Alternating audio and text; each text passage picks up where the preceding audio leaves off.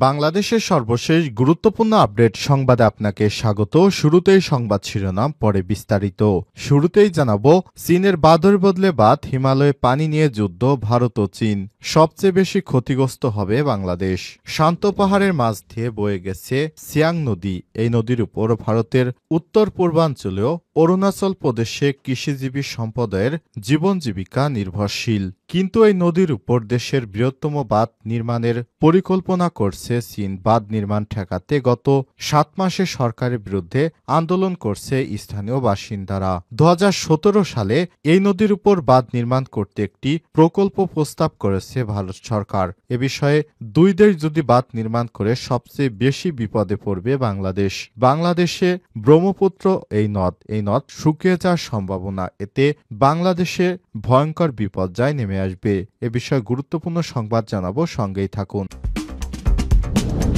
এরপর জানাবো, বাংলা একাডেমি পুরস্কারের জন্য ঘোষিত নামের তালিকা স্থগিত। সাহিত্যের বিভিন্ন ক্ষেত্রে অবদানের জন্য স্বীকৃতি হিসেবে বাংলাদেশি বাংলা একাডেমি সাহিত্য পুরস্কার ২০২৪-এর জন্য ঘোষিত নামের তালিকা স্থগিত করা হয়েছে।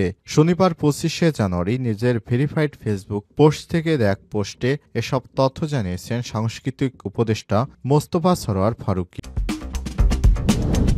এদিকে আওয়ামী লীগ নির্বাচনে অংশগ্রহণ করতে পারবে না বললেন উপদেষ্টা মাহফুজ আলম। আসন্ন জাতীয় সংসদ নির্বাচনে আওয়ামী লীগ অংশ নিতে পারবে না বলে জানিয়েছেন জুলাই বিপ্লবের অন্যতম সংগঠক ও অন্তর্বর্তীকালীন সরকারের উপদেষ্টা মাহফুজ আলম। আজ শনিবার ২৫শে জানুয়ারি নিজ জেলা লক্ষ্মীপুরে যাওয়ার পথে চাঁদপুরের হাজীগঞ্জে এক পথসভায় এমনটা জানান। এদিকে রিউমার স্ক্যানারের প্রতিবেদন, হাসপাতালে ভর্তি ওবায়দুল কাদের খবরটি গুজব। আওয়ামী লীগের সাধারণ সম্পাদক এবং সাবেক সড়ক পরিবহন ও সেতু মন্ত্রী ওবায়দুল কাদের অসুস্থ হয়ে হাসপাতালে ভর্তি। সম্প্রতি এমন একটি ফটোকার্ড সামাজিক যোগাযোগ মাধ্যমে প্রচার করা হয়েছে। তবে এই দাবির সত্যতা যাচাই করেছে তথ্য যাচাইকারী বাংলাদেশি প্রতিষ্ঠান রিউমার স্ক্যানার। জানা গেছে এই প্রতিবেদন। এবারে জানাবো, নিউ ইয়র্কে ৪ বাংলাদেশি গ্রেপ্তারের তথ্য সঠিক নয়। চ্যানেল 24-কে কনসাল জেনারেল নাজমুল হুদা। যুক্তরাষ্ট্রের নিউ ইয়র্কে ৪ অবৈধ বাংলাদেশিকে গ্রেপ্তারের সত্যতা মেলেনি। স্থানীয় সময় নিউ ইয়র্কের ব্রুকলিন বরোর ফুলটন এলাকার সাদা পোশাকে অভিযান চালিয়ে তাদের গ্রেপ্তার করেছে ইমিগ্রেশন অ্যান্ড কাস্টমস এনফোর্সমেন্ট।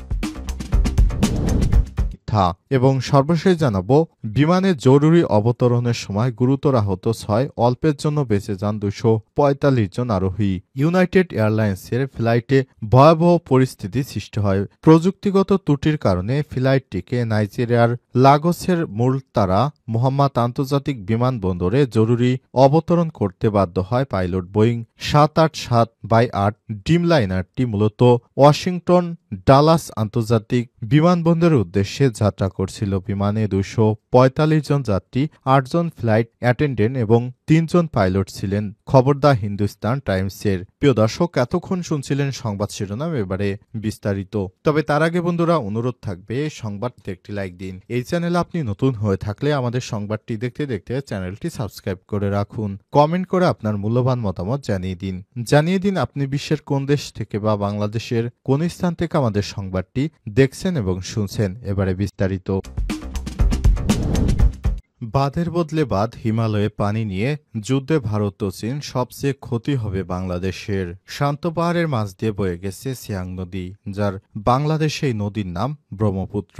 এই নদীর উপর ভারতের উত্তর পূর্বাঞ্চলীয় অরুণাচল প্রদেশের কৃষিজীবী সম্পদের জীবন জীবিকা নির্ভরশীল। কিন্তু এই নদীর উপর দেশের বৃহত্তম বাঁধ নির্মাণের পরিকল্পনা করছে চীন।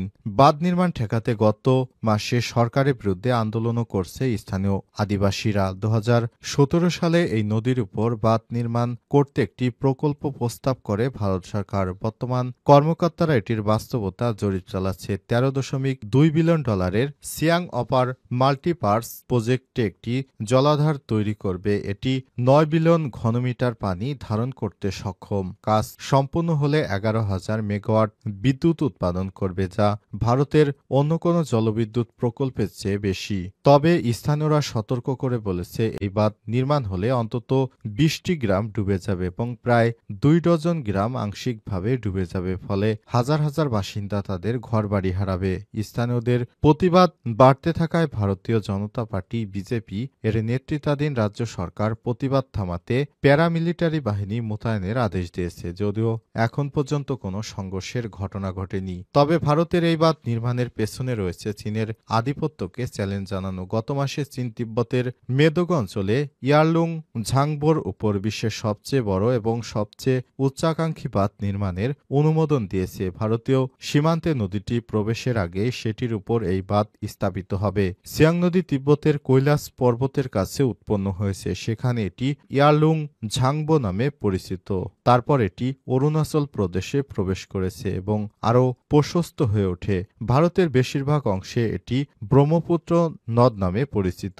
তারপর এটি বাংলাদেশে প্রবাহিত হয়েছে এবং বঙ্গোপসাগরে পড়েছে।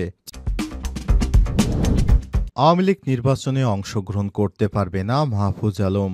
আসন্ন জাতীয় সংসদ নির্বাচনে আওয়ামী লীগ অংশ নিতে পারবে না বলে জানিয়েছেন উপদেষ্টা মাহফুজ আলম। আজ নিজ এলাকা লক্ষ্মীপুরে যার পথে চাঁদপুরের হাজীগঞ্জে এক পথসভায় এমনটা জানান তিনি। উপদেষ্টা মাহফুজ আলম বলেছেন, এদেশে ফ্যাসিবাদের ফিরে আসার কোনো সুযোগ নেই। যদি আওয়ামী লীগ ফিরে আসে তাহলে ফ্যাসিবাদ ফিরে আসবে। আমরা বিএনপি জামাত এবং সব ধরনের প্রতিনিধিদের সঙ্গে ফ্যাসিবাদের ব্যবস্থা উৎখাত করেছি। এ সময় তিনি বলেছেন, শেখ হাসিনা যেসব প্রতিষ্ঠানকে ব্যবহার করে ফ্যাসিবাদ কায়েম করেছিল সেগুলো সংস্কার না করে বাংলা একাডেমি পুরস্কারের জন্য ঘোষিত নামের তালিকা স্থগিত। সাহিত্যের বিভিন্ন ক্ষেত্রে অবদানের স্বীকৃতি হিসেবে বাংলা একাডেমি সাহিত্য পুরস্কার 2024 এর জন্য ঘোষণা করা হয়েছিল বেশ কয়েকটি নাম। এই তালিকা বাদ দেওয়া হয়েছে। আজ নিজের ভেরিফাইড ফেসবুক পোস্টে এসব তথ্য জানিয়েছেন সাংস্কৃতিক উপদেষ্টা মোস্তফা সরোয়ার ফারুকী। পোস্টে তিনি লিখেছেন, বাংলা একাডেমি পুরস্কারের জন্য ঘোষিত নামের তালিকা স্থগিত করা হয়েছে। পাশাপাশি এটাও বলা প্রয়োজন যে আজব নীতিমালা এ ধরনের উদ্ভট ও কোটারি পুরস্কারের সুযোগ করে দেয়, সেগুলো দ্রুত রিভিউ করে আমাদের প্রথম কাজ এগুলো বাদ দেয়া। পাশাপাশি বাংলা একাডেমি কিভাবে পরিচালিত হবে, কোন সব নীতিমালা চলবে, এই সব কিছু দেখতে হবে। একাডেমির আমূল সংস্কারের দিকে আমরা যাব। এখন দেশে সংস্কার হবে, বাংলা একাডেমির সংস্কার কেন নয়? এর আগে বৃহস্পতিবার 23শে জানুয়ারি বাংলা একাডেমি থেকে বিজ্ঞপ্তিতে বাংলা একাডেমির সাহিত্য পুরস্কার 2024 জন্য মনোনীত 10 জনের নামের তালিকা প্রকাশ করা হয়। বাংলা একাডেমি পুরস্কারের জন্য মনোনীত ওই 10 জন ছিলেন প্রবন্ধ গদ্যে সলিমুল্লাহ খান, কবিতায় মাসুদ খান, কথা সাহিত্যে সেলিম মোর্শেদ, নাটক ও নাট্য সাহিত্যে সুভাষিস সিনহা, শিশু সাহিত্যে ফারুক নেওয়াজ, অনুবাদে জি.এইচ. হাবিব, গবেষণায় মোহাম্মদ শাহজান মিয়া, বিজ্ঞানে রেজাউর রহমান, প্রযুক্তি মুক্তিযুদ্ধ মোহাম্মদ হান্নান এবং ফোকলোরে সৈয়দ জামিল আহমেদ।